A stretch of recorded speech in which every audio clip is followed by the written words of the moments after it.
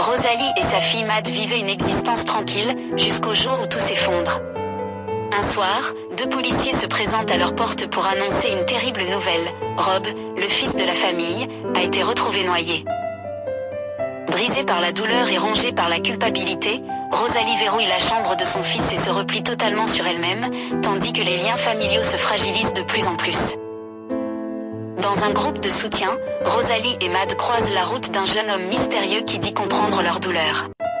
Rapidement, ils s'intègrent à leur quotidien, au point que Rosalie ne peut s'empêcher de remarquer la troublante ressemblance qu'ils partagent avec Rob.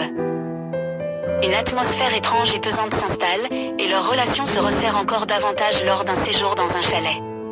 Déchirée entre attirance et remords, Rosalie essaie de garder ses distances. Mais le jeune homme, de plus en plus présent, finit par occuper une place qu'elle ne parvient plus à ignorer. Malgré ses efforts, elle finit par céder à ses sentiments. Envahie par la honte, Rosalie se tourne vers Tom, un ami prêtre. Celui-ci se méfie du jeune homme et mène sa propre enquête. Les révélations sont glaçantes. Derrière le prénom, Jay, se cache en réalité Ryan, un escroc impliqué dans la mort de Rob. Rosalie affronte Jay, mais il réagit violemment et dévoile leur liaison à Mad, qui s'effondre en apprenant la vérité.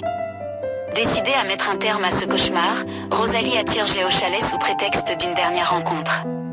Mais son plan échoue lorsqu'il comprend ce qu'elle prépare. La confrontation dégénère, une lutte éclate, son mari Luc tente d'intervenir mais est neutralisé. Dans un geste désespéré pour sauver sa famille, Rosalie finit par poignarder Jay. Une fois l'horreur passée, un calme fragile revient finalement dans leur foyer. Pourtant, une question demeure. Cette histoire nous pousse à réfléchir, à quel point peut-on vraiment connaître ce que l'on accepte de laisser entrer dans nos vies ? Et jusqu'où un cœur blessé est-il prêt à aller par amour ou par douleur ? Si cette histoire vous a plu, abonnez-vous et à très bientôt pour un popcorn encore plus sensationnel.